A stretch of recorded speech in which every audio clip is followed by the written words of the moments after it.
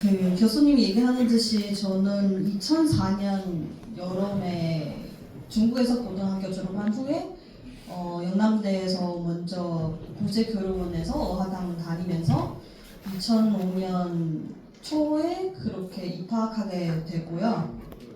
그래서 처음에는 그 언론 정보가 그냥 학과 이름 바꾸기 전에 언론 정보인데 그때는 조금 방송 내용도 있고 광고도 배울 수 있고 되게 프로그램 대해서는 관심이 많아서 그래서 언론정보학과가 들어왔는데 많은 것을 배우고 그때도 뭐 처음에는 당연히 한국어는 잘하지 못했어요. 그냥 1, 학년 할 때는 얼마나 들리지 못하지만 그래도 교수님이 뭐 얘기하는 과제 그거나 여러 가지 부분에서 여기 뭐 고향이 떠나서 한국에 왔으면 당연히 뭔가가 배우고 돌아와야 하지 않을까 그런 느낌이 조금 많이 받아가지고 그래서 그때는 성적이 안 좋으면 무조건 노력하는 모습도 보여줘야 한다고 생각해서 아예 강의했을 때 친구랑 첫 줄에 앉혀놓고 무조건 첫 줄에서 보고 교수님한테 뭐 얘기해도 우리가 열심히 배우고 있다 이런 뭐 자세가 있어야 더 많이 배우지 않을까 그런 느낌이 조금 많이 받고 그렇게 하부 생활기 지나가고 그때도 뭐 졸업한 후에서 취업이 생각하긴 하는데 그런데 뭔가 부족하는 느낌이 많이 받았어요. 이 언론정보학과에서 어떤 회사에 가서 내가 어떤 장점을 가지고 어떤 일을 할 수 있는지가 너무 명확하지 않는 거죠. 그래서 그런 생각하고 조금 더 배우자 이런 느낌이 해서 그래서 대학원까지 가고요. 그래서 그때는 영화도 좋아하고 뭐 한국에 관련 콘텐츠도 너무 좋아해서 그래서 여러 가지 방학 동안에서도 여러 가지 대기업 인턴이 되게 많잖아요. 그 인턴십 많이 하는데 그 중에서 CJCGV라는 회사가 영화관하고 이렇게 마케팅 관련하는 그 사람도 조금 졸업하는 학생한테 모집하긴 하는데 그냥 한번 해보자 이런 느낌이 해서 제출했는데 다행히 뽑혀서 서울 올라가서 아예 그냥 진짜 고시원 그런 데서 한 달 살이가 하면서 그냥 뭐 회사에서 가서 여기 배우는데 그때 CJCGV는 거의 영화관이다 보니까 정직원 돼도 거의 정직원 되는 첫 해, 1년 동안 무조건 영화관에서 근무해요. 그래서 기본적으로 신입사원 들어오면 그냥 모든 직원한테 인사하고 그럼 내년에 뵙겠습니다. 이런 식으로 인사해서 가요. 왜냐하면 CJCGV의 느낌이는 영화관이다 보니까 그럼 영화관 정직원이더라도 영화관과 어떻게 돌아가야 하는지 어떻게 운영하고 있는지가 제일 중요하다고 보는 거예요. 그래서 그 1년 동안 영화관에 가서 진짜 팝콘도 뽑고 그리고 퇴장했을 때 청소도 하고 그리고 언제 불 켜야 하는지 언제 불 꺼야 하는지 이런 것까지 다 배워야 하는 상황이거든요. 그래서 저는 1년 동안 하지 못했지만 한 일주일 정도 용산 CGV에서 근무했었고요. 뭐 쓰레기도 버리고 뭐 티켓도 판매하고 뭐 여러 가지 해봤는데 그래서 그때는 영화관이 조금 많이 다르게 생각했어요. 왜냐하면 일반 시청자들 봤을 때는 그냥 소비하는 입장에서 하긴 하지만 그런데 반대적으로 서비스 제공하는 업계이다 보니까 그냥 일반 관객들이 어떻게 더 편하게 할 수 있는지 많이 생각해 보는 거예요. 그래서 그때는 이제는 나는 소비자가 아니고 이런 직장인이 됐을 때는 완전히 다른 생각이 가져야 하구나 이런 거는 많이 배웠고요. 그래서 그때도 원래 한국 CGV 본사에서 계속 근무하려고 하다가 그런데 중구 진출이 하는 바람에 그래서 한국에서 한 2달 동안 근무하고 중구 본사에서 졸업하고 바로 중구 상하이에서 갔어요. 그때는 그 CJCGV가 아예 중국 진출하다 보니까 거의 영화관이 막 지어는 거예요. 지어는 중에서 그럼 마케팅가 뭐 해야 하냐 이렇게는 다 그냥 뭐 CGV 마케팅 뭐 다 한국 사람이면 다 CGV 알잖아요. 그런데 중국에서 CGV는 뭔지 몰라요. 왜냐 인지도가 없어서 그리고 사이트도 그냥 영화관별로 수량도 적으니까 그래서 실제 CGV 뭐 잘 모르니까 그래서 항상 새로운 이런 영화관 오픈했을 때 그런 세러머니 하는 거죠. 오픈 이렇게 했을 때는 뭐 회원 제도도 만들고 예를 들면 뭐 중국에서는 이렇게 뭐 영화관 판매하는 거 파이보다는 회원제가 많이 해요. 예를 들면 충전식으로 이 영화관에서 1년 동안 내가 뭐 한 20만 원 충전하면 그 충전 금매에서 한 번에 영화 관람했을 때 20% 할인 받는다. 이런 식으로 많이 하긴 했는데 그래서 처음에 영화관에 시작했을 때 얼마나 많은 회원들이 끌려올 수 있는지 이것도 과제로 되는 거고요. 그리고 영화관에 보통 영화만 보는 건데 실제적으로는 영화만 보지 않아요. 왜냐하면 지금 다들도 알 수 있긴 하는데 야구 경기도 생방송으로 축구 경기 생방송에도 아니면 콘서트 생방송 이런 거는 다 영화관에서 볼 수 있거든요. 그래서 그 당시에서는 되게 많이 못하지만 그래도 게임 경기가 생방송 아니더라도 그냥 영화관에서 해본 적이 있어요. 그리고 영화관에서도 팬미팅도 하고 뭐 앨범 새롭게 런칭했을 때 뭐 아티스트 초청해서 영화관에서도 사진 찍고 뭐 매체 미팅도 하고 여러 가지 공간적인 거는 다방면적으로 했었기 때문에 그때도 많은 마케팅 관련 경험 많이 배웠죠. 그래서 그 교수님 얘기하는 듯이 개인적인 이유로 한국에 돌아와야 하는데 그 중에서도 뭐 JYP라는 회사가 조금 많이 연결이 돼 있는 이유가 우리 CGV 했을 때는 미스 A라는 그룹 혹시 아세요?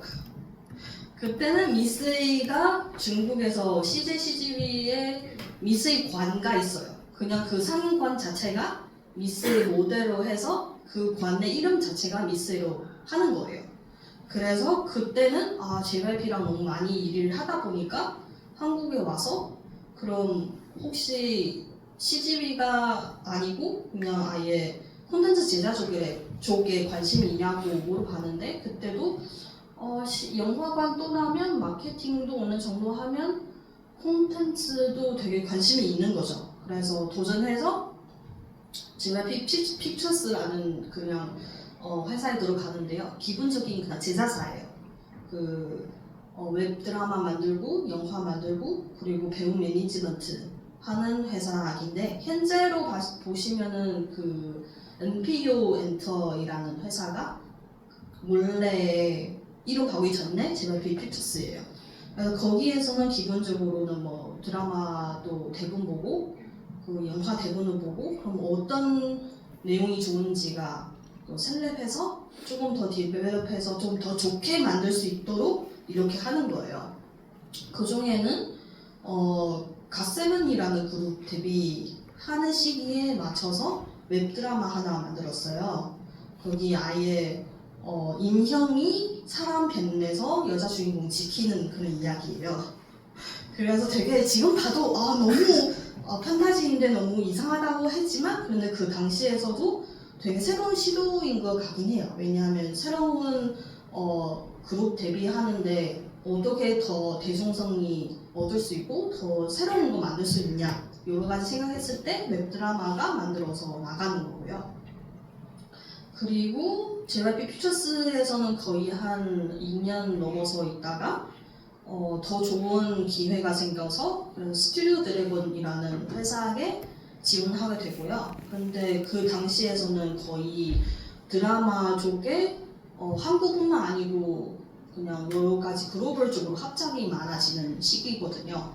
그래서 예를 들면 뭐 중한 합작, 뭐 중국 일본에서 같이 뭐 뭔가 만들자 뭐 이런 느낌이가 되게 강해서 그래서 그때 뭐 사업팀에 중국어 관련하는 뭐 콘텐츠 관련하는 인재가 필요해서 그래서 지원하게 됐고요. 그 당시에서는 TVN 가지고 있는 드라마들이 해외에서는 다른 버전 내서 만들 수 있도록 판매하는 거예요.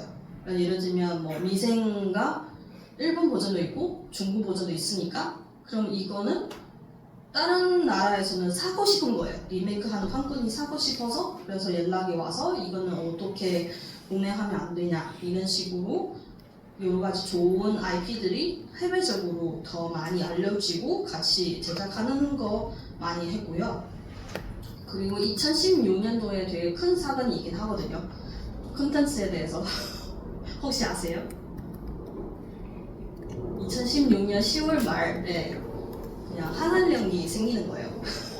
그래서 중국에 관련하는 중국에서는 모두 한국 관련하는 거는 일절 다 안 된다는 식으로 하는 거죠. 그래서 그 당시에서는 뭐 드라마 동시 방영도 안 되고 뭐 한국 연예인 중국 와서 오프라인 행사도 못 하고 되게 여러 가지 제한이 생기는 거예요. 그래서 그때는 스튜디오 드래곤도 이거 중국에서는 드라마 하기가 어렵다 이렇게 하는데 그래서 아예 CJ ENM 내부에서 그냥 팀이 바뀌어서 엉스타일 팀에서 들어갔어요. 엉스타일 팀이 혹시 엉스타일 채널가 있는 거 아세요? 모르는 거죠.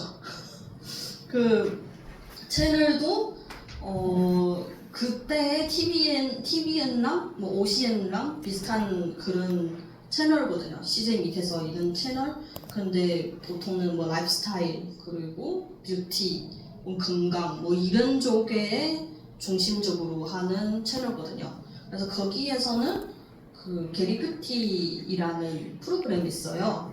그냥 예를 들면 뭐 조이나 뭐 나와서 MC 하면서 그냥 여러 가지 뭐 뷰티 제품 소개하고 그런 류의 프로그램 했는데 그것도 1년 내내 하거든요. 그래서 그 프로그램 중에서는 방송 마케팅 진행했고요. 방송 마케팅은 뭐 SNS도 나가고 광고 들어오는 것도 얼마나 잘 표현해서 알려주고 그 광고 내용은 SNS에서 얼마나 광고 돌리면서 효과가 있는지 뭐 이런 마케팅에 전반적으로 관리하는 팀에서 근무했고요.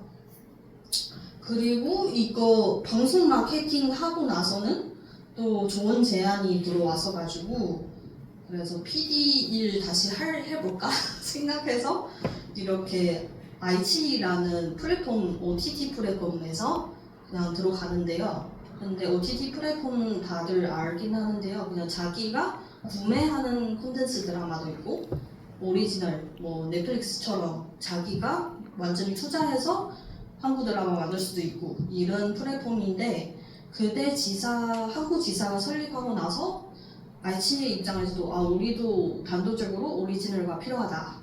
그래서 한국의 PD가 섭외해서 우리가 또 오리지널 만들자. 근데 실질적으로 중국에 있는 플랫폼이다 보니까 완전히 100%가 한국에서 현지에서 뭐 한국 드라마 만들자 이런 거 할 수 없잖아요. 왜냐하면 뭔가가 투자하더라도 어떻게 믿으냐 뭐 이런 얘기도 있고 되게 많이 의문이 있긴 하는데 그때는 스튜디오 드래곤이랑 아예 좋은 관계가 맺어서 아예 투자가 100% 하면서 실질적으로 제작은 스튜디오 드래곤과 맡아서 이렇게 같이 한국 드라마 만들었어요. 그런 사례는 두 편의 드라마 나오는데 첫 번째는 장기용하고 해리가 같이 주연하는 간 떨어지는 동거 나오고 그리고 하나는 이동우하고 위하준 주연하는 배드앤 크레이지 이 두 개가 나오고요. 그 후에서도 여러 가지 프로젝트 준비하고 있긴 하는데 그런데 IC 쪽에도 실제적으로 한국 드라마 가져와서 자기가 넷플릭스처럼 그렇게 사용자가 많지 않거든요. 왜냐하면 중국에서 이미 한일링 때문에 이런 한국 콘텐츠가 중국에서 풀 수 없는 거예요. 그래서 이렇게 콘텐츠가 있어도 자기 가지고 있는 해외의 플랫폼 자기가 예를 들면 동남아, 북미 뭐 이런 데에서만 틀 수 있다 보니까 실질적으로 수익성이 별로 안 좋대요. 그래서 근데 당연히 제일 큰 타격이 아마 지리산 때문에 너무 큰 가격으로 방영분이 구매해서 그래서 너무 효과가 안 좋으니까 그래서 아예 항구 사업이 접었어요.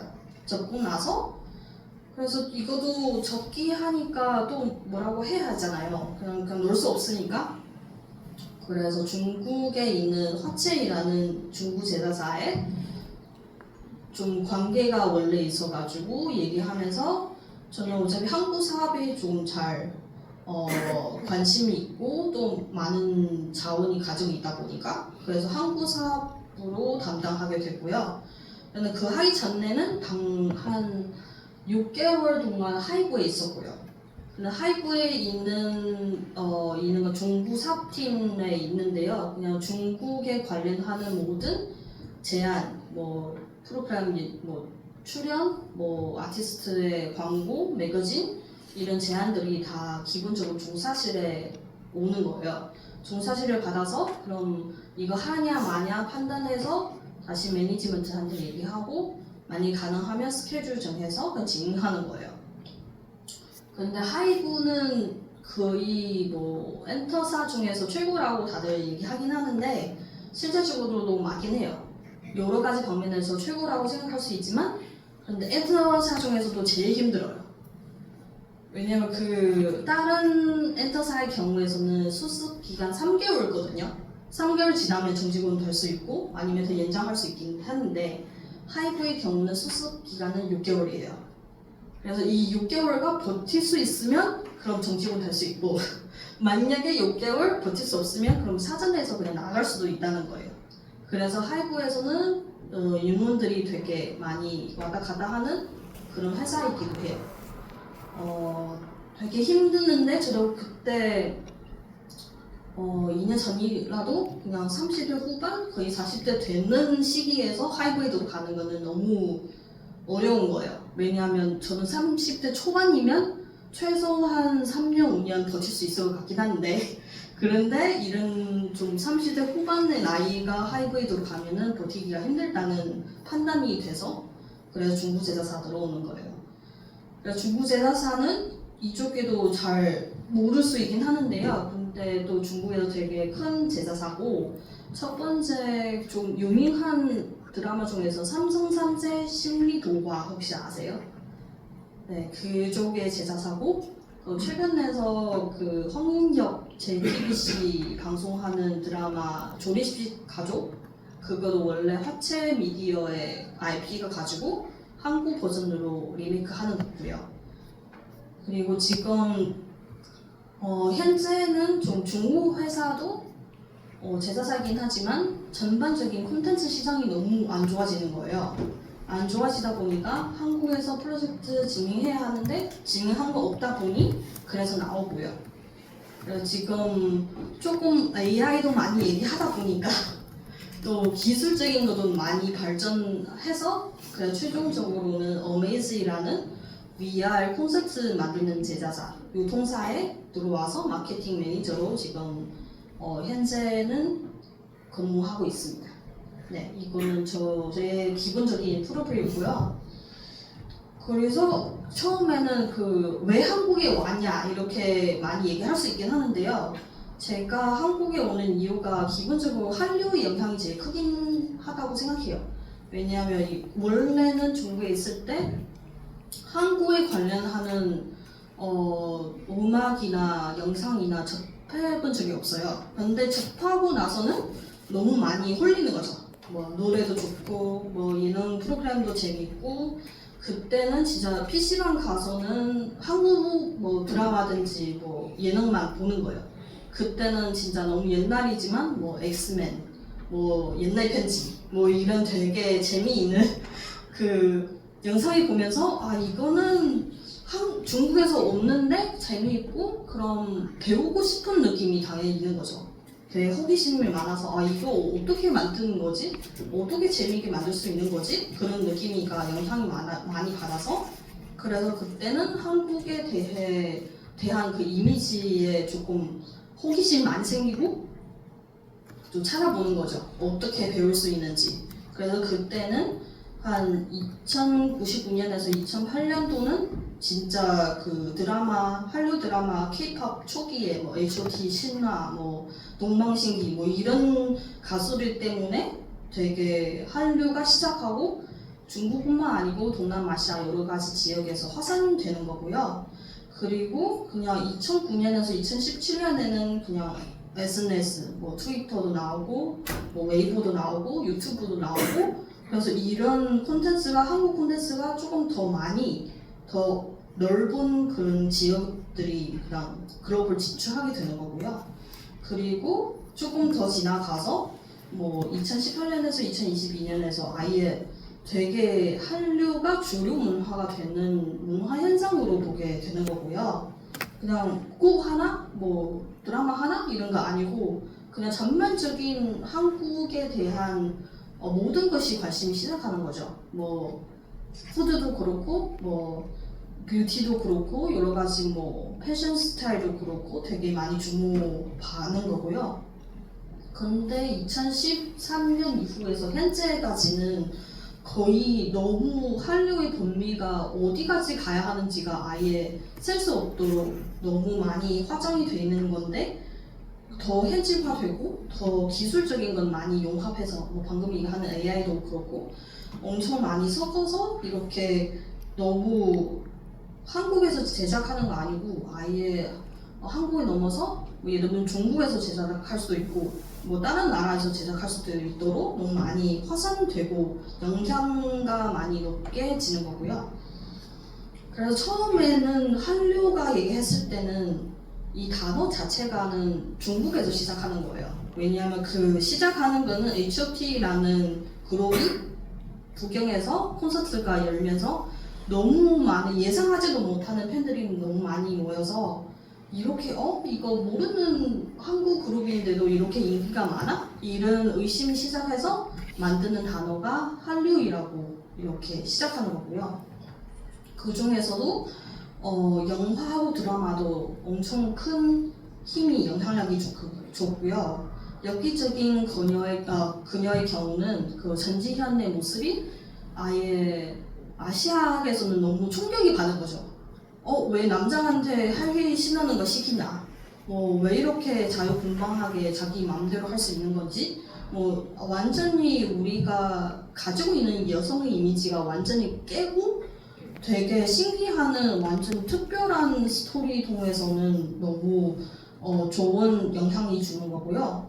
반대로 드라마 겨울인가의 경우에서 일본에서 엄청 인기가 얻은 이유가 당연히 배용준도 너무 멋진 거는 다 인정하지만 자체가 이런 한국 남자가 너무 부드럽고 너무 뭐 이런 거 잘해주고 너무 청교적인 남성의 이미지가 세워서 일본에서 이렇게 좋은 인기가 얻은 거고요. 그래서 그 후에서는 중국이나 동남아든지 뭐 이란이나 이집트 등등 중동 국가에서 영향이 제일 많이 받은 드라마가 대장금이거든요. 대장금도 중국에서 엄청 시청률이 높았어요. 그때는 상상하지도 못하게 엄청 길었거든요. 거의 뭐 몇십 부자, 뭐 40자 이상 되긴 하는데 하지만 시청률 당시에서는 되게 한 30% 이상이 나오지 않을까 그런 정도로 엄청 많이 인기를 받았어요. 그 후에도 SM 엔터테인먼트에서는 동방신기가 데뷔시켰거든요.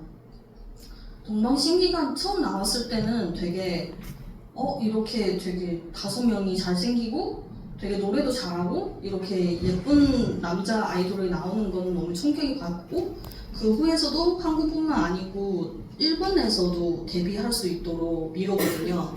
이거는 첫 번째 해외에서 진출하는 아이돌이라고 생각할 수 있긴 하거든요. 일본에서도 잘 인기가 얻어서 그 후에서 SM뿐만 아니고 그 JYP도 자기가 걸그룹 중에서 원더걸스 있는 노바디 혹시 다들 아는 거죠? 이 노바디는 거의 유튜브에서 처음에 대박 나는 한국 노래로 생각해 주시면 돼요. 그때도 너무 한국뿐만 아니고 이제 동남아도 아니고 미국까지 뭐 그런 느낌이가 많이 처음 받은 그런 노래로 생각하시면 돼요.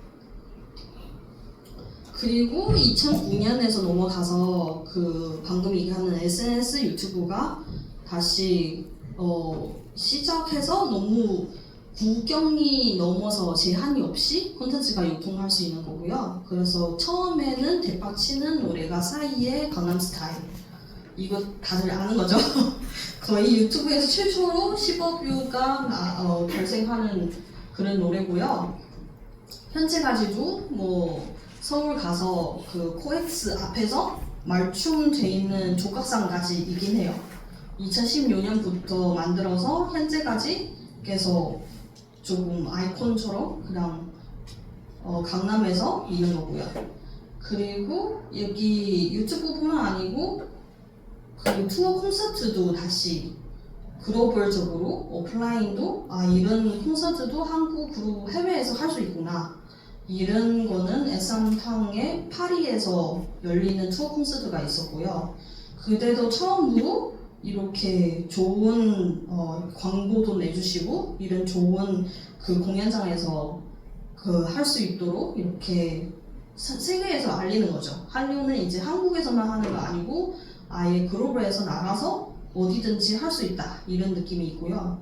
대표적인 거는 뭐 화장하는 거는 BTS는 당연히 얘기할 수밖에 없긴 하는데요. 왜냐하면 빌보드 수상하는 것도 뭐 핫100 첫 번째 뭐 1위 어떤 가수가 BTS거든요. 그래서 그때는 되게 K-팝이 이제 주류 미국에 가서 수상이 할 수 있도록 너무 놀랍시키고 그런 한국 사람들이 영광스러운 순간이 아닌가, 그런 느낌이 또 많이 느낄 수 있긴 하거든요. 그래서 그 후에는 17년 전에 드라마가 뺄 수가 없죠. 드라마 중에서 2개 드라마가 제일 아시아나 글로벌에서 너무 많은 인기가 얻었어요. 혹시 어떤 드라마인지 아세요? 하나는 2013년, 하나는 2016년. 태양의 그거는 몇 년도? 2016년 거 태양 후예, 맞아요. 그럼 전에 하나 더 있는데요. 모든 거예요? 네, 맞아요. 별그대가 2013년 거. 그래서 이 두 편의 드라마가 진짜 글로벌에서는 엄청 많은 인기가 얻었고, 그 한류 드라마의 기본적인 매로에 제일 잘한다는 그런 이미지가 세워졌어요.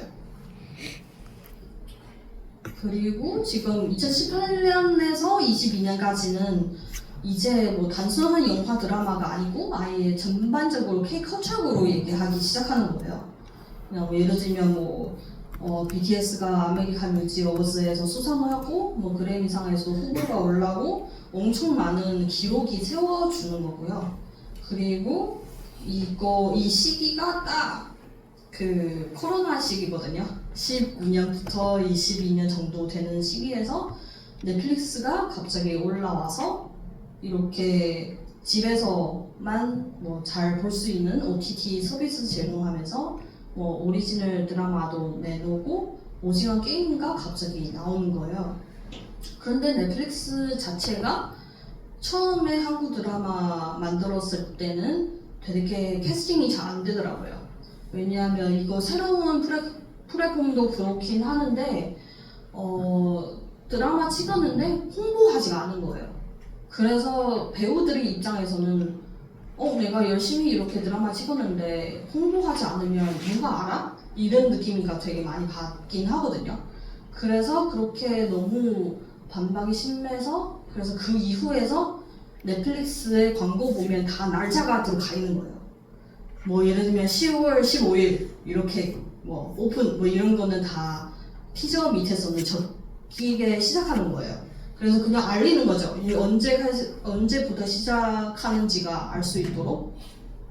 왜냐하면 기본적으로 방송국의 경우 SBS, MBC 뭐 이런 드라마 방송하는 시기가 다 정해져 있잖아요. 그냥 뭐 토일 드라마, 뭐 월화 드라마, 수목 드라마 이렇게는 다 방송하는 시간이 다 알려주는데 그런데 넷플릭스는 모르는 거죠. 언제 방송하는지 모르니까 그래서 그 후에서 티저에서는 많이 밀어주는 거죠. 언제부터 방송하고 그리고 시기도 맞춰서 금요일에 방송한다. 요즘에는 다 금요일에 하거나 뭐 예능이 뭐 화요일에 풀린다. 뭐 이런 거는 조금 더 습관적으로 시청자들이 다 기억할 수 있도록 많이 변하고 있는 거죠. 처음에는 그렇게 없으니까. 그래서 현재는 뭐 디즈니 플러스는 못한다 이런 얘기도 많아요. 왜냐하면 디즈니가 또 되게 많았는데 그런데 언제 나오는지 몰라요. 혹시 아는 분 있어요? 지금 조가도시 언제 나오는지 알아요? 조자된 도시, 조가도시 지금 최신의 그 지창우하고 디오 나오는 드라마 언제 방송하는지 아세요? 모르는 거죠. 그래서 대부분은 그 좋은 콘텐츠 있으더라도 뭐 홍보가 잘 못하면 보는 사람이 없어지는 거죠. 그런 느낌이 또 많이 현재에서는 많이 강하게 느낄 수 있긴 해요. 그리고 또 코첼라 얘기하면 블랙핑크가 그 당시에서 첫 번째 올라갈 수 있는 K-pop 여자 그룹 그때도 큰 화제가 얻어서 그 후에야 이렇게 길가 열어주고 뭐 르세라핌도 가고 뭐 엔하이픈도 가고 뭐 여러 가지 뭐 가수도 가게 되는 거죠. 근데 첫 번째는 당연히 블랙핑크가 좋은 인기가 있으니까 그 뒤에 다른 가수도 갈 수 있도록 이렇게 길가 열어주는 거죠. 그렇게 생각할 수 있고요. 그리고 현재는 보시면 너무 많이 달라지는 거죠. 다양한 기술적으로도 많이 뭐 AI도 사용하고 뭐 글로벌 현지화도 많이 진행하고 있긴 하는데 그 기본적으로 한국의 IP는 한국만 있는 거 아니게 되는 거죠. 예를 들면 뭐 굿닥터의 경우에서는 KBS 되게 옛날 드라마이긴 하지만 그런데 미드에서 다시 재탄생하면서 뭐 시즌제로 엄청 많이 찍고 좋은 인기도 얻었어요. 그리고 좀 버추얼 보이그룹도 그냥 새롭게 나오는 거죠. 원래 상상하지는 못하는데 이거 진짜 사람이도 아닌데 이렇게 캐릭터만 나와서 노래하고 춤추고 그래도 그 앨범 판매량이 지금 100만 장 넘어거든요. 그리고 뭐 오프라인 콘서트도 하고 이거 완전 불가능한 일인데 근데 현실 쪽에서 많이 실천하고 이렇게 홈이 되는 느낌이 많이 가긴 하죠. 현재까지도 뭐 시상식에서도 뭐 상도 받고 뭐 여러 가지 버추얼 그룹도 그룹이구나 뭐 이런 느낌이가 받을 수 있는 상황이 돼버리는 거죠. 그리고 원래는 기본적인 드라마 다 뭐 60분 뭐 미니 시리즈는 뭐 좀 짧아도 한 45분 이렇게 생각할 수 있긴 하는데 새롭게 너무 TV가 안 보니까 뭐 OTT 보면 너무 길어서 안 보니까 이렇게 하다 보니까 쇼폼 드라마 나오는 거죠. 그 유튜브에서 쇼츠 보는 느낌처럼 1분에서 뭐 2분 정도만 회당 이렇게 짧게 나오는 드라마인데 기본적으로 뭐 60부자, 80부자, 100부자 이렇게 나오는 쇼폼 드라마도 나오는 거고요.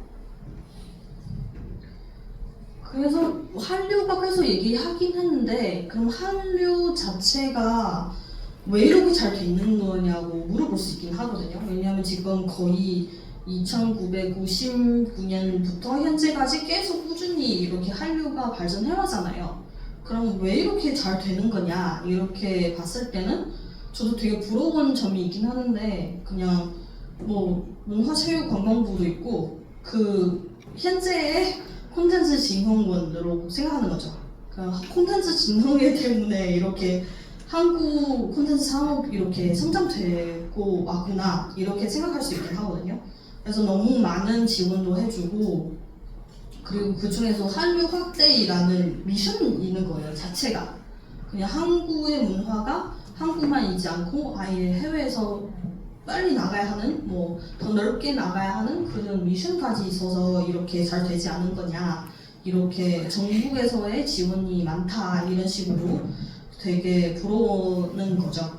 그냥 기본적으로 드라마 뭐 제작했을 때도 방송하기 전에 그 가끔 올라와요. 뭐 방송 뭐 콘텐츠 진흥원 이렇게 지원이 받아서 만드는 뭐 콘텐츠다 이런 식으로 다 자주 보이잖아요.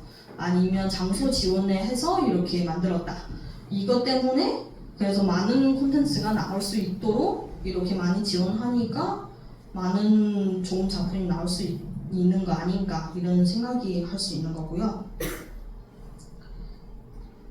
그리고 방금 계속 한류가 얘기했는데 그럼 기본적으로 수출에 갔을 때는 어떤 장르가 어떤 콘텐츠가 잘 나가는 거냐 이렇게 질문이 있을 수 있긴 하는데 그래서 찾아보니까 기본적으로 잘 나가는 거는 해외에서 잘 나가는 거는 게임하고 음악하고 방송 및 영상 이 세 가지가 제일 중요하다고 생각하는 거고요. 그런데 게임의 경우는 개인적으로는 진입 장벽이 좀 높아요. 왜냐면 저도 게임 회사가 면접 받긴 했거든요. 그런데 뭐 네마블하고 스마일게이트가 면접했었는데 근데 기본적으로가 안 되는 이유가 게임 안 좋아하는 거예요. 그냥 게임이 좋아해야 뭐 그 회사 들어갈 수 있는 건 기분이라고 생각해요. 왜냐면 게임 하지 않는 사람이 그런 회사가 들어가면도 힘들어요. 왜냐면 저도 지금 그 어메이즈라는 회사 중에서 게임 업계에 넘어와서 하는 분들이 되게 많았는데 그 중에 한 명 얘기하기로는 그냥 출근하자마자 컴퓨터가 켜서 자기 회사에 게임 돌리는 거예요. 그냥 옆에서 놔두고 그냥 돌리는 거예요. 그냥 뭐 가끔 그런 얘기도 있어요. 그냥 몇 월 며칠까지 레벨 어디까지 올라가야 한다. 이런 미션이 줘요. 그래서 출근할 때도 틀어놓고 뭐 끝내도 뭐 집에서도 하고 그 레벨이 도달해야 어느 정도가 인정해주는 느낌이 하는 거죠. 근데 예를 들면 뭐 그중에 아이템 개발해야 하는데 그럼 이 아이템이 어떻게 사용하는지 어떻게 나오는지 어떻게 설정해야 사람들이 더 많이 돈 쓸 수 있는지 이런 거는 다 알아야 하잖아요. 그런데 게임 하지 않으면 어떻게 알아요? 그래서 그거는 제 기본으로 생각하는 거죠.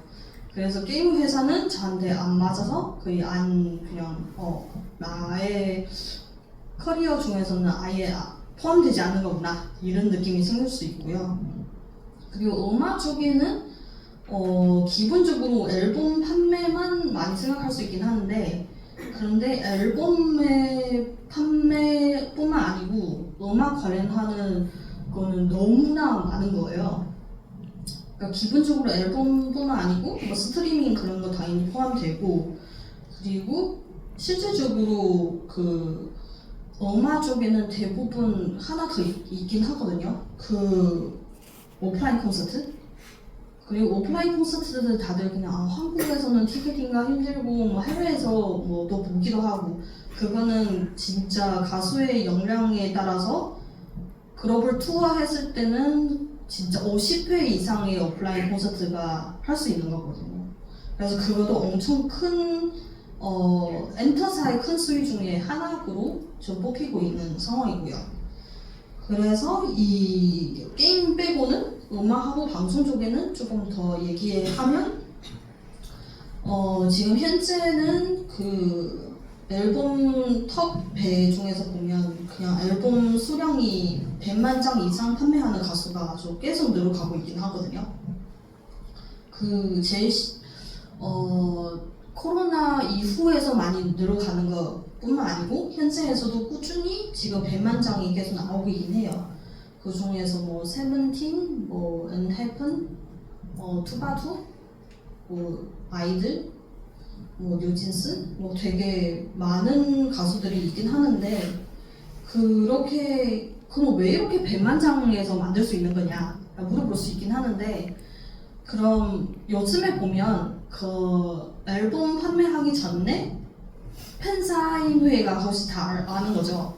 팬사인회도 오프라인 팬사가 있고 영상 통화 팬사도 있고 그리고 플랫폼 따라서 포토카드 다 달라요. 그래서 그거는 유도해서 발매하기 전에 더 많은 수량의 앨범을 예약해야 그럼 발매하는 판매하는 당일에 그럼 초동 얼마나 앨범 나오는지 찍히거든요. 그래서 그 초동에 너무 영향이 커요. 그래서 모든 엔터사끼리는 다 이 초동 수량을 위해서 여러 가지 전략이 세워서 더 많이 살 수 있도록 유도하는 거는 기분으로 생각하고 있어요. 그리고 현재도 앨범 종류가 얼마 정도 되는지 알아요? 뭐 디지털 음반도 있고 피지컬 음반도 있고 A 버전도 있고 B 버전도 있고 지금 아예 모자 추가해서 굿즈 추가해서 나오는 앨범도 있긴 하거든요. 아니면 포토카드만 이렇게 들어가 있는 것도 있고 그래서 여러 가지의 버전을 만들어서 최대한 앨범 수량이 판매할 수 있도록 유도하는 거는 기본적인 그 방식으로 이제 팬들이도 알고 그냥 일반 사람도 알고 그렇게 돼버렸어요. 근데 이렇게 해도 사야 하냐 말아야 하냐 그렇게 생각했을 때는 팬사인회에 엄청 많이 비싸게지는 거죠. 왜냐하면 예를 들면 오프라인 팬사인회의 경우에서는 뭐 50명만 뽑는다. 그런데 어떤 아티스트의 경우에서는 한국 사람의 경우 한 500, 600? 한 번에 갈 수 있는 거죠. 그래서 이렇게 특정하는 집단만 갈 수 있도록 이렇게 돼버렸어요. 원래는 많아야 한 20장, 30장 사게 되면 아티스트 볼 수 있는데 요즘엔 너무 힘들어요. 거의 뭐 팬사인회 했을 때는 뭐 외국 사람도 나눠져 있거든요. 외국 사람 커가 있는데 거의 어떤 아티스트의 경우 제가 알기로는 1,500만 원 한 번에 당첨할 수 있는 거예요. 한 번에 1,500만 원. 그럼 아티스트 만나는 기간은 1분에서 30초에서 1분 사이 그렇게 만날 수 있는 거예요. 그래서 지금 그래서 그렇게 생각할 수 있죠. 그냥 뭐 팬사인회 가기보다는 콘서트 가는 거 더 낫다. 이런 느낌이 더 많아서 그래서 조금 개인적으로는 너무 비싸게 돼 있는 방식으로 생각하고 있긴 해요. 뭐 조금 더 뭐 무대에서 집중해서 보는 거 더 나지 않을까. 앨범만 사지 마라. 뭐 이런 느낌이도 있긴 해요. 그리고 지금 현재는 K-팝의 경우는 뭐 아티스트 세워서 하는 거는 뭐 노래만 나오는 거 아니거든요. 지금 거의 모든 것이 다 뭐 IP화돼서 뭐 여러 가지 경계가 넘어서 다 융합적으로 다양하게 지금 하고 있긴 하거든요. 예를 들면 해펀의 경우는 세계관과 원래 앨범 중에 하나가 뱀파이어의 그런 컨셉이긴 한데 아예 웹툰적으로 다시 뭐 다크문이라는 웹툰이 만들어서 연재하면서 또 좋은 인기가 얻었어요. 그리고 최근에도 다크문 관련하는 게임도 나오고 그 게임도 뭐 유료도 있고 더 많은 수익성이 높이는 거죠. 그리고 지금 기본적인 거는 당연히 웹툰 굿즈, 뭐 팝업 스토어는 이런 거는 다 통상적으로 되긴 하거든요. 뭐 발매에 관련해서 아예 전반적인 굿즈가 뭐 거의 한 몇십 종 나오고 팝업 스토어도 그냥 일주일 정도 뭐 이렇게 되게 세팅이 잘 돼서 예약제해서 뭐 팬들이 갈 수 있도록 사진 찍을 수 있고 인증샷 이렇게 올릴 수 있도록 되게 잘 꾸미고 하는 거고요. 그리고 이런 굿즈나 팝업 스토어도 한국에서만 하지 않거든요. 기본적으로 동남아시아, 뭐 일본이나 뭐 동남아시아, 중국, 뭐 어디든지 뭐 요청이 들어오면 뭐 할 수 있는 거예요. 그래서 최근에서도 그 엠넷 오디션 프로그램도 한국에서 팝업 스토어 하는 동시에 중국에서 팝업 스토어 하게 되거든요. 최대한 인기가 있을 때 많은 수익이 창출할 수 있도록 여러 가지 종류의 행사나 이렇게 뭐 팝업 스토어 이런 건 많이 하고 있는 상황이고요. 그리고 IP가 뿐만 아니고 아티스트 없는데 그런 활용에 조금 더 나아가서 따라갈 수 없냐 이렇게 했는데 그럼 뭐 캐대먼 다 아는 거죠. 이거는 너무 한국에서도 인기가 있고 해외에서도 인기가 있는 거고요. 넷플릭스뿐만 아니고 오프라인 영화관에서도 상영했어요. 그리고 상영하는 중에서도 싱어롱 회차가 있어요. 그냥 아예 영화관에서 노래하면서 보면서 같이 떼창하면서 이렇게 영화 보게 되는 거고요. 그래서 되게 이것도 시즌2가 나올 예정인데 한 좀 미뤄서 2030년에 나오지 않을까? 이런 예측이 있긴 해요. 근데 어차피 너무 제작식 기간이 좀 길어서. 그래서 K-pop 잠깐 얘기하긴 했는데 그 다음에는 좀 드라마 쪽에는 잠깐 얘기하려고 하는데요.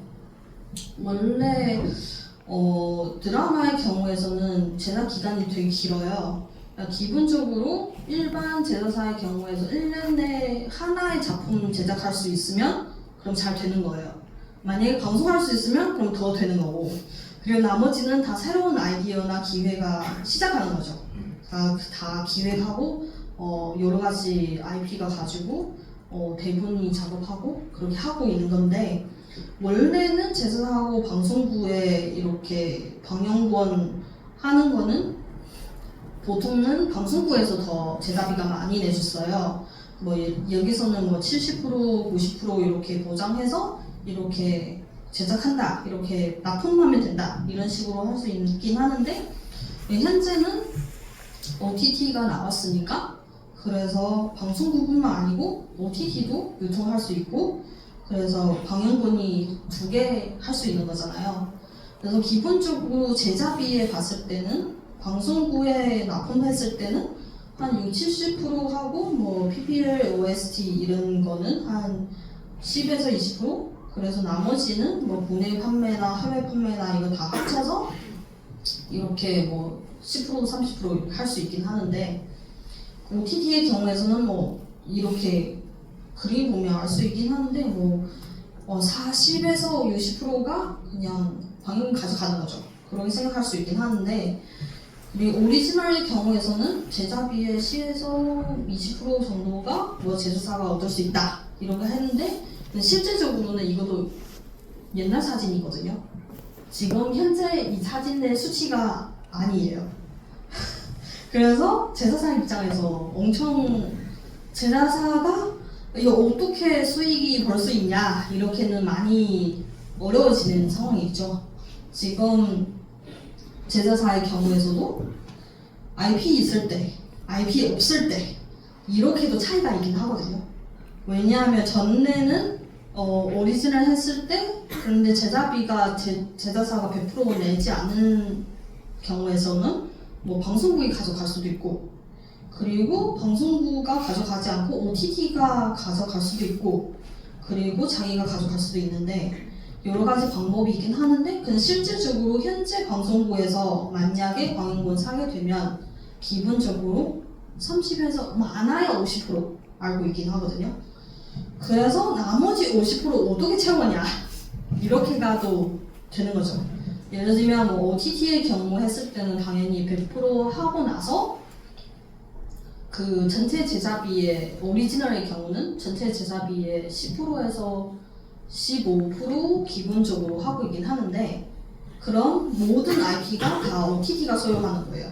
예를 들면 이 드라마의 후속작, 뭐 시즌2, 아니면 이 드라마 관련하는 굿즈가 만들고 싶고, 아니면 뭐 이 드라마의 뭐 뮤지컬 버전으로 나오고 싶다 이렇게 하고 싶을 때는 제작사는 아무 권한이 없습니다.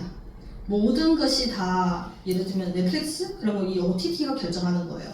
할 수 있으면 하고 하지 못하면 하지 않고. 그래서 그때는 종이의 집 왜 그렇게 한국 버전을 만들 수 있냐? 그거는 넷플릭스가 동의해서 그래서 만드는 거고.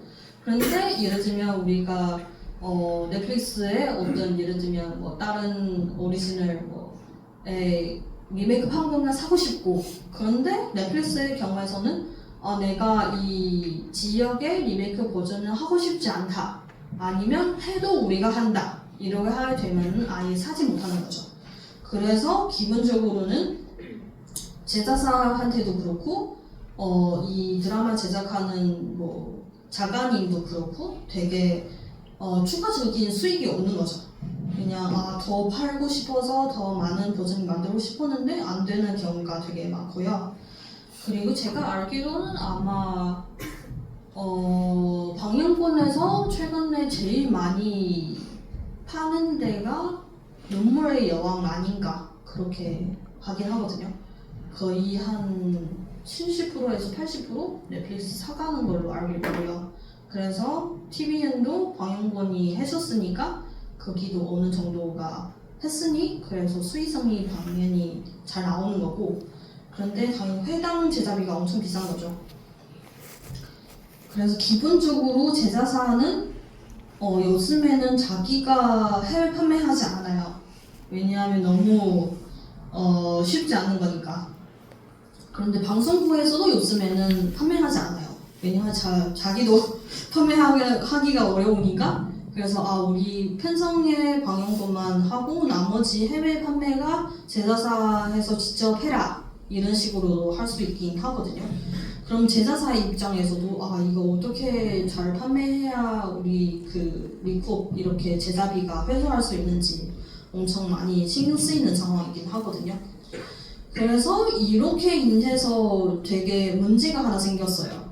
만약에 한국에서는 이렇게 제작비가 100% 수입하지 않으면 그럼 나머지 수익이 어디에서 나오냐? 어차피 현재 방송국의 입장에서도 광고가 많이 떨어지고 여러 가지 뭐 PPL이나 이렇게 OST나 별도적으로 나오는 수익이 너무 적은데 그럼 나머지 그 큰 50%이나 60%가 어디서 나오는 거냐고. 그냥 다들 생각하는 거는 똑같이 그냥 해외에 나가는 거죠. 뭐 동남아에서 뭐 예를 들면 뭐 수익 나오는지, 일본에서 수익 끌려오든지, 아니면 뭐 구스가 만들어서 많이 판매해서 다른 방식으로 끌려오든지 이렇게 많이 생각할 수 있는데, 그런데 일반적인 드라마를 봤을 경우는 되게 해외에서도 잘 안 받아들이는 거죠. 그럼 뭐가 중요하는 거죠? 그럼 캐스팅 제일 중요하는 거지. 예를 들면 뭐 일반적인 뭐 일선 배우긴 했는데 그런데 동남아에서 인지도가 없어요. 그럼 당연히 동남아에서는 생각하지 않는 거죠. 그래서 내가 바보금 캐스팅했고 그럼 바보금 그래 그럼 다 사가는 거지. 그래서 이 배우에 해당하는 개런티가 많이 올라가는 거죠. 그래서 해외가 수익성이 조금 끌려와야 하는데, 그래서 어쩔 수 없이 좋은 캐스팅밖에 안 돼요. 그래서 모든 캐스팅은 다 몇 명의 배우들이 한테 쏟아지는 거고, 나머지 배우는 뭐 출연하고 싶어도 못하는 경우가 되게 많거든요. 그래서 이거는 제 현재의 현실적인 문제 돼버리는 거고, 그래서 거의 뭐 한 사람의 뭐 좋은 배우의 경우는 뭐 소속사에서는 한 10개, 뭐 20개 대본 주고 있는데, 뭐 어떤 배우가 우리가 개런티 좀 낮춰서 출연도 하고 싶다 이렇게 했는데도 우리가 캐스팅 안 나겠다 뭐 이런 식으로가 많이 되고 있는 상황이고요. 그래서 최근에서 받은 것도 다들 느낄 수 있긴 하는데, 주연 배우는 되게 다 알아요. 되게 유명한 사람이고, 그런데 세 번째 배우는 잘 몰라요. 다 이거는 어디서 보는 건데 신인이 아닌가? 뭐 이런 느낌이 많이 들었는데, 그 신인가 어느 정도가 개런티가 낮았으니까 뭐 아예 지금 다 오디션 하는 거죠. 그냥 이 캐릭터가 맞춰서 잘 하는지 잘 안 하는지에 따라서 그냥 뽑는 거죠. 아예 유명한 배우가 캐스팅하지 않은 걸로. 그래서 제작사들이 다 힘들게 하는 거죠. 그래서 방금 얘기하는 거 똑같이 그냥 지금 현재 뭐 한국 드라마의 제작 편수가 많이 떨어지고 있는 상황이고요. 그래서 이제는 뭐 월화 드라마는 잘 없고 뭐 수모 드라마도 잘 없고 그냥 뭐 대부분 드라마는 다 주말만 경쟁 치열하게 지금 다 뭐 토일 드라마 아니면 금토 드라마 많이 늘려서 하고 있는 상황이고요. 그래서 어떻게 뭐 수모 드라마 다시 버벅할 수 있지 않을까, 뭐 TVN도 그렇게 생각하고 여러 가지 채널도 생각하고 있긴 하는데 근데 쉽지 않은 것 같긴 하거든요. 그래서 지금 현재는 뭐 기회도 많이 하고 있긴 하는데, 그런데 편성이 제일 문제죠. 편성하지 않으면 해외에서도 판매하지 않아요. 왜냐하면 해외의 뭐 OTT들이 또 이거는 한국에서 방송국에 나가야 방송해야 그럼 우리도 사겠다 이런 식으로가 많이 하다 보니 그래서 한국군에서는 그냥 편성이 제일 우선순위로 많이 하고, 그런데 방송국의 경우에서도 그럼 캐스팅 가져와라. 누가 출연하는지에 따라서 우리가 할까 말까 결정하겠다. 이런 식으로도 하다 보니 그래서 제작사들이 제일 골치 아픈 거죠.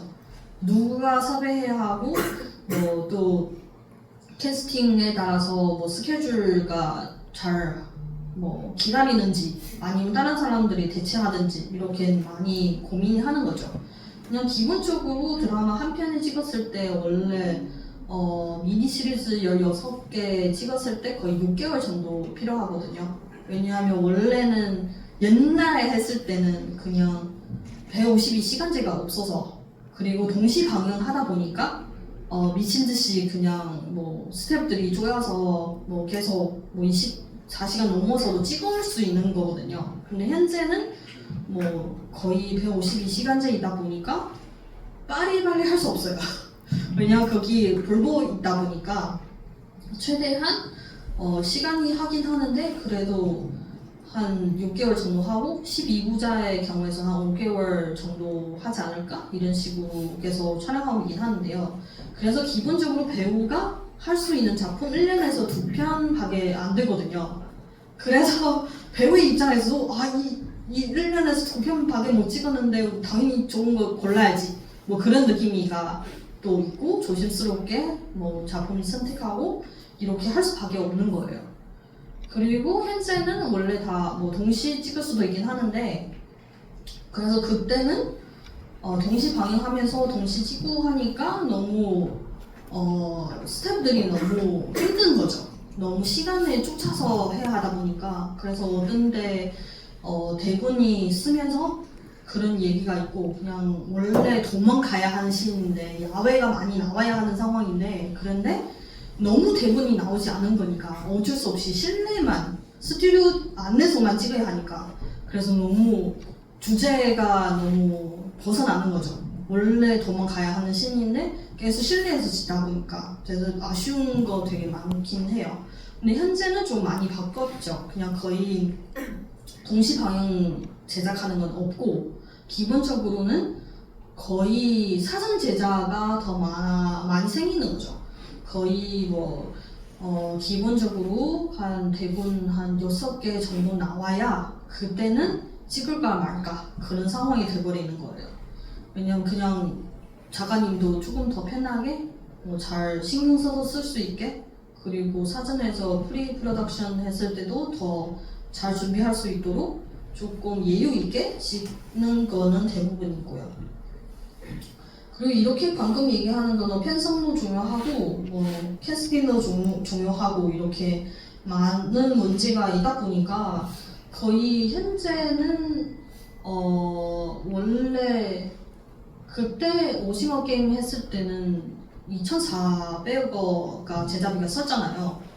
그런데 그 2,400억 쓰는데 그 시장 가치가 거의 1조 2천억 정도 창출하는 거예요. 거의 40이거든요. 그래서 그거 때문에 다들 이거 그 넷플릭스 쪽에는 잘 투자했다 이렇게 생각할 수 있긴 하죠. 그런데 이런 작품들이 많지 않거든요. 그래서 지금 현재에서 되게 잘 나가는 넷플릭스 오리지널가 생각나는 거는 혹시 어떤 거 있어요? 오징어 게임 200? 생각나는 거 없어요? 재미있게 보는 거 없어요? 흑백요리사. 흑백요리사가 예능이잖아요. 드라마에 했을 때는 스위트홈. 스위트홈 시즌 1 잘 나가죠. 그리고 더 글로리 되게 잘 나가고, 그리고 킹덤 거의 한국 오리지널 드라마 중에서 제일 첫 번째 글로벌에서 잘 나가는 드라마 중에 하나고요. 되게 넷플릭스도 많은 거 했죠. 최근에서도 그 폭사 소가수다 있는 거죠. 그런데 그런 얘기가 되게 얘기해요. 그냥 예를 들면 시청자의 입장에서 이런 좋은 스토리, 좋은 드라마인데 왜 공중파에서 방송하지 않은 거냐. 왜냐면 이렇게 더 많은 나이 있는 분 이렇게 할머니들이나 뭐 어머니가 보면 더 좋은 뭐 이렇게 스토리가 말하는 거 더 좋지 않을까 이런 얘기가 있긴 한데 근데 실제적으로는 불가능해요. 왜냐하면 그거 제작비가 자체가 일반 방송국이 부담할 수 없거든요. 그거 아예 세트가 뭐 지방에서 완전 다 지어서 실제적으로 그렇게 만들었거든요. 그 미술 비용가 만만치 않거든요. 근데 그거는 일반적으로 아예 방송국이 그렇게 할 수 없어요. 그런데 넷플릭스 할 수 있는 이유가 그 제작비들이 다 내주는 거니까 제작사 입장에서도 할 만하는 거고 그리고 배우한테도 그렇게 그만큼 개런티가 주니까 그래서 출연하게 됐고 이런 느낌이죠.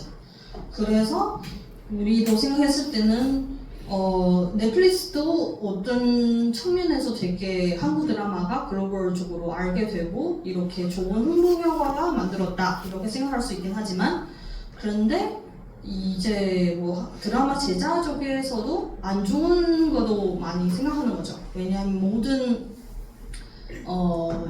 좋은 아이디어나 되게 좋은 대본들이 다 넷플릭스한테 쏠려 나가는 것이 일반적으로 방송국에서는 하고 싶었는데도 하지 못하는 드라마들이 너무 할 거 없어 뭐 이렇게 생각할 수 있는 거죠. 너무 양극화되고 뭐 더 다양하게 드라마가 만들어야 하는데 만들지 못하는 그런 현상이 또 나오는 거고요. 그래서 현재 업계 쪽에서는 거의 기본적으로는 다 제작비가 낮춰야 한다고 이렇게 생각하고 있긴 해요. 그냥 뭐 기본적으로 뭐 25 이상의 드라마가 리쿠비 조금 어려우니까 최소도 한 15 정도 이하에 해야 하지 않을까 이런 느낌이 하는데 그런데 쉽지 않은 거죠. 이미 개런티나 여러 가지 제작 비용이 다 올라와 있는 상황인데 다시 낮추는 거 제일 어려운 거거든요. 그래서 이 부분에서는 어떻게 해야 하는지가 조금 더 많이 지켜보고 조금 더 응원해줘야 하지 않을까 이런 느낌이 있긴 하거든요. 근데 좋은 드라마가 있으면 너무 많이 봐주시고 뭐 OTT는 좋긴 하지만 방송부도 좀 잘 봐주세요. 그리고 지금 방금 기본적인 미니 시리즈가 많이 얘기했는데요. 미니 시리즈 이외에도 지금 많은 변화하기 시작하는 거는 숏폼 드라마거든요. 숏폼 드라마의 경우에서는 당연히 그 한국에서 시작하는 거 아니고 그냥 중국이 시작하고 글로벌에서 이렇게 나와서 한국에도 뭐 숏폼 전문하는 뭐 애플리케이션도 생기고 뭐 한국에 뭐 숏폼 드라마도 만들기 시작하는 거죠. 근데 기본적으로는 다 시청자의 그 습관에 따라서 하는 거예요. 그냥 긴 거는 너무 길어서 보지 못하니까 짧게라도 보라 이런 식으로 되게 뭐 지하철 타는 시간에서도 조금 보고 뭐 자기 찾네 몇 편 보고 뭐 이런 식으로는 되게 사소한 이렇게 짧은 시간들이 이용해서 뭐 쉽게 볼 수 있는 그런 목적으로 이렇게 숏폼 드라마 나오긴 하는데요. 근데 숏폼의 드라마의 경우는 너무 짧으니까 그래서 실제적으로 캐릭터의 내면적으로는 거의 묘사하지 않거든요. 그냥 이 주인공이 나왔을 때 좋은 사람인지 나쁜 사람인지 바로 느낄 수 있도록 그렇게 바로 알려주는 거예요. 그리고 주인공의 관계도 되게 5화 전에 5분 이내 알 수 있도록 다 표현하는 거예요. 그래서 되게 빨리빨리 진행하고 더 그 결제 유도할 수 있도록 제일 궁금한 시점에서 끝내버리거나 다음 회가 유도할 수 있도록 많이 대본에 쓰고 있는 거죠. 그런데 중국에서는 그 시장이 좀 커서 사용자도 많으니까 어느 정도 수익성이 나오긴 하거든요. 원래 유료화로 많이 하긴 해요. 예를 들면 뭐 한 회 보면 100원에서 600원 정도 돈 내서 보면 되긴 하는데 기본적으로 새로운 뭐 숏폼 드라마 나오면 일주일 정도는 유료화하고 일주일 후에서는 무료로 푼다 이런 식으로 방식했는데 그런데 요즘에도 숏폼인데 왜 유료로 봐야 하냐 이런 식으로 많이 관념이 좀 변해가지고 그래서 거의 무료화가 다 푼다는 식으로 많이 해요. 그런데 중국에서 돈 벌 수 있는 이유가 사람이 많으니까. 그래서 광고가 봐도 어느 정도가 수익성이 나와요. 예를 들면 뭐 한국에서는 100명만 받는데 뭐 중국에서 1억 명 본다. 그럼 당연히 그 비용이 광고 수익이 엄청나게 다르는 거니까. 그런데 한국에서는 쇼폼 드라마 이제 시작하긴 했는데, 근데 뭔가가 대받치는 쇼폼 드라마는 아직 없긴 하거든요. 그럼 혹시 뭐 쇼폼 드라마 봤다는 학생 있어요? 아니면 본 적이 없도 뭐 유튜브 하면서 뭐 틱톡 하면서 이런 짤가 본 적이 있다, 이런 거 있어요? 그렇죠. 그래서 원래는 쇼폼 드라마의 홍보 방식에는 제대로 광고하지 않고 그냥 SNS에서 많이 노출할 수 있도록 보게끔 하는 거예요. 틱톡에서도 항상 뭐 이런 보면서도 뭐 짤가 하나 둘씩 나오니까 제 하이라이트 부분에서 보여주고 이거 뭐지? 이렇게 걸리면 그럼 링크 밑에서 있으니까 클릭이 돼서 보게 되는 거예요. 그런데 한국에서는 잘 없더라고요. 그래서 쇼폼 드라마 있긴 하는데 어디서 보는 건지, 어떻게 보면 뭐 전편을 볼 수 있는 건지 이런 거는 잘 없으니까 그래서 안 되는 거예요. 하지만 열심히 하고 있어요.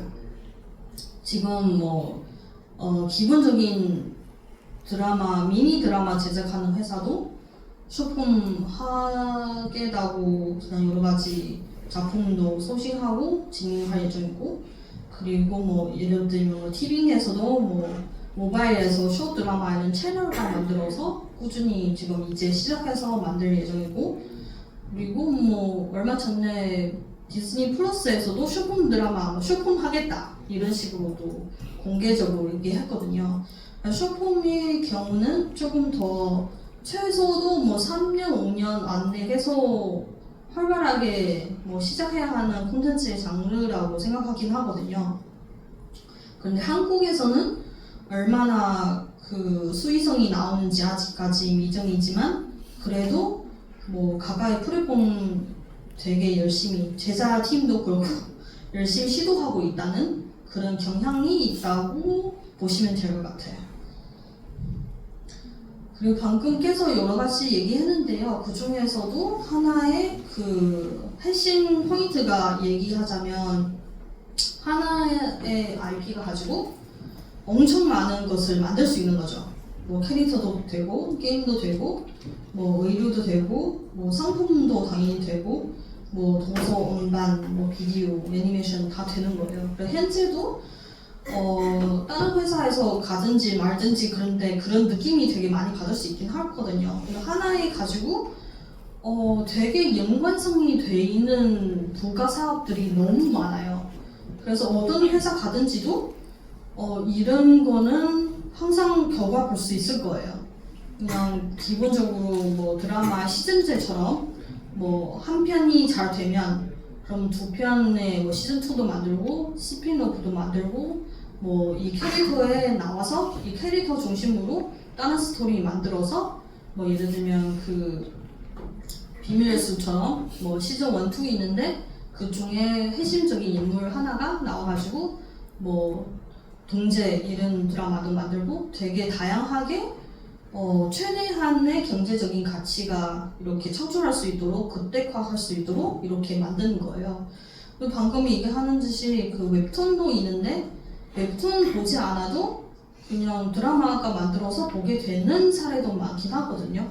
그래서 전에도 뭐 약한 인공 이런 웹툰 잘 몰라요. 그런데 넷플릭스에서 이런 드라마 나와서 보게 되고, 보게 되면 그럼 원작이 있는 거네? 그럼 원작이 어떻게 생겼는지 다시 돌아와서 원작 보는 케이스도 많긴 하거든요. 그래서 그때는 그 BL 드라마 중에서 시멘트 에러 이런 드라마 있긴 하거든요.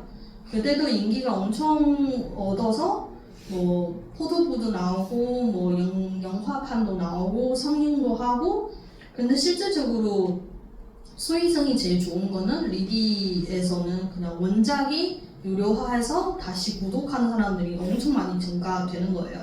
그래서 서로가 콘텐츠가 서로 뭐 연관성이 있게 주고받고 하고 있는 시대가 되는 거죠. 그냥 원래 하나는 가지고 뭐 제한적인 되긴 하는데, 그런데 여러 가지 다른 방식으로 재현하면 더 많이 보게 되고 더 많은 수익이 창출할 수 있는 상황이 되는 거죠. 그리고 원래 뭐 한국 드라마도 이 드라마가 뭐 본 적이 없어서 오리지널 아니냐 이렇게 생각할 수 있긴 하는데, 그건 실제적으로 다른 나라의 IP가 가져와서 만들 수도 있어요. 예를 들면 뭐 전에 SBS가 방송하는 그 재벌 형사의 경우에서도 그냥 한국 오리지널 아니냐 이렇게 생각할 수 있는데, 근데 알고 보니 그거 러시아 드라마 리메이크거든요. 그런데 그 드라마가 유명하지 않아요. 그냥 실제적으로 제작사 만나서 얘기했을 때는 그냥 그 드라마의 컨셉이 하나만 가져오는 거예요. 재벌인데 돈이 많았는데 모든 것이 돈으로 해결할 수 있는 사람이 형사가 되면 어떻게 할 수 있냐, 이런 하나의 컨셉이 가져와서 그냥 아예 새로운 드라마 만드는 거예요. 그래서 되게 여러 가지 방면에서는 한국에서뿐만 아니고 여러 가지 해외 글로벌 모든 나라의 IP가 다 뭐 자유롭게 섞을 수 있으면 뭐 구매해서 섞고 뭐 더 다양하게 시도해볼 수 있는 거죠. 그냥 전에 뭐 일본하고 한국 드라마 같이 공동 제작하는 것처럼 뭐 한국의 배우가 한 명 나오고 뭐 일본에서 배우 한 명 나오고 같이 찍어서 뭐 한국도 방영하고 뭐 일본도 방영하고 이런 방식들이 너무 많이 하고 있긴 하거든요. 당연히 이렇게 IP 하나 가지고 여러 가지 그 장르에서 다른 거는 많이 제작할 수 있긴 하지만 리스크가 분산할 수 있긴 해요. 그런데 이 리스크가 분산하면서도 기본적으로 이 IP가 어느 정도 유명해야 어느 정도가 말이 되긴 하거든요.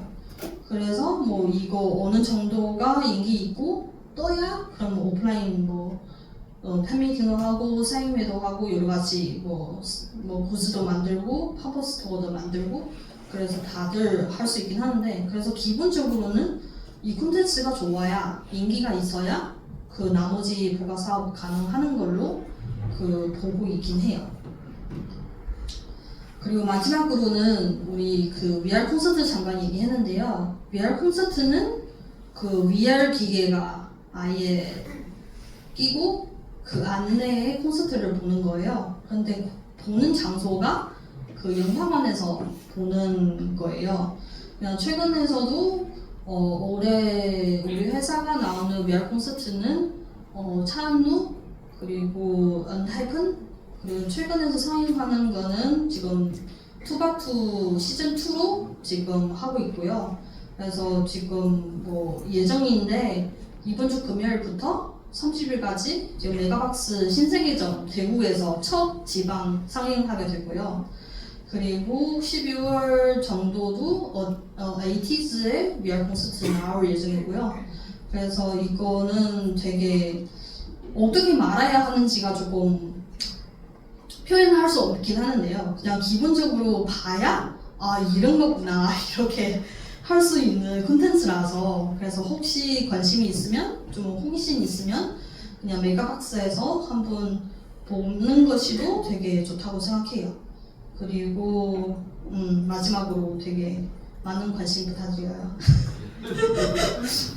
네, 그리고 그 촬영했을 때는 진짜 이렇게 아무것도 없는 크림 배경으로 촬영하거든요.